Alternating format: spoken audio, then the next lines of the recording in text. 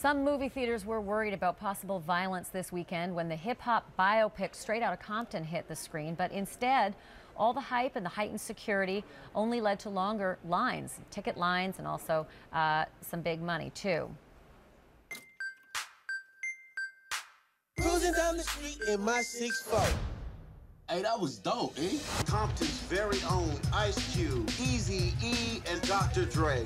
I gotta tell you, you are witnessing history.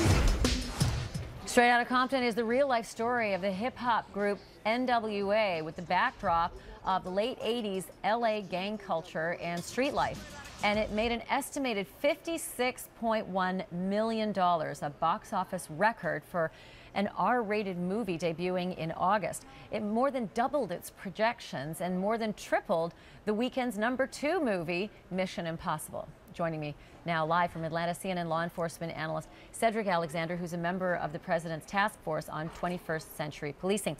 So Cedric, thanks so much for coming back on about this topic. I wanted to ask you, as we went into the weekend, there was a lot of question as to whether certain theaters really needed security, additional security for this film. And as it turned out, film went off without a hitch. There were no problems anywhere. Critics are saying, see, we told you so. Others are saying it's because the security was there. How do you weigh in? Well, you know, in light of everything that's going on in the country, I think that theaters took the right choice by making sure that not knowing, because so much is unpredictable today in our society, and of course this is a movie that for some creates some concern, but however, there was no reported, that I'm aware of, no reported incidents. So I think that speaks hugely to the crowds that went to watch this movie. There are some police organizations that are calling on people, their members and maybe even beyond their members, not to see this movie because of the message they think it sends. Some say, no, this is a reflection of the time. Others say this could actually gin up a lot of anti-police sentiment. What are your thoughts? Well, let me start by saying this. First of all, I think anytime that you use that kind of language, F the police, is very derogatory, it's very disrespectful, and it certainly does not it really has no place, for as I'm concerned. There are a lot of men and women out there every day who are carrying out this job, putting their lives on the line. So I'm offended by it, and I'll speak for thousands of other police officers that are out there as well too. That is very offensive. However, to your question, I was a police officer back in the mid-'80s when this song first came out. We didn't understand, maybe because of our own youth at that time, the volatility of what that may have projected, particularly during a time in Dade County, Florida, when we were coming up off a great deal of civil unrest around a number of events that had occurred as well too. But I think a lot actually has been done to build those relationships across this country between police and community, and still a lot has to be done as well too.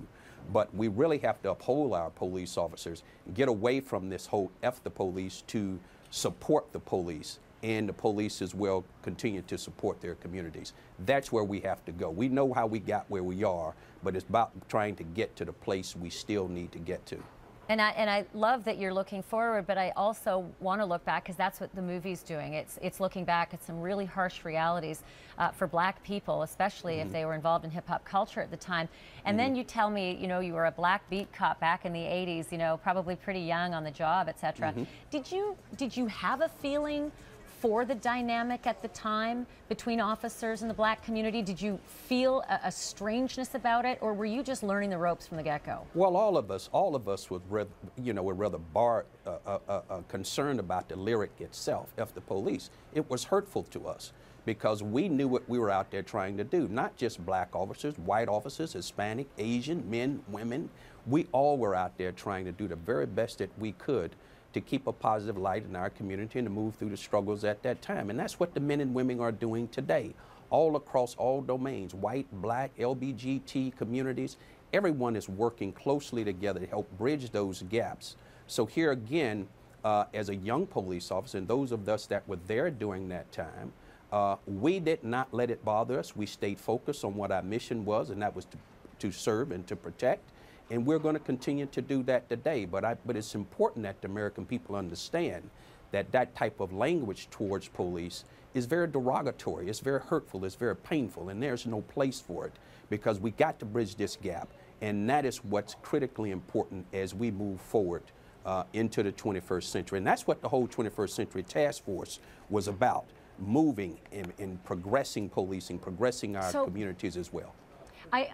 I think back to Gloria Steinem and the bra burning movements and the voice that was heard by doing something really incendiary. Pardon the pun, but burning bras got women's issues heard for the first time.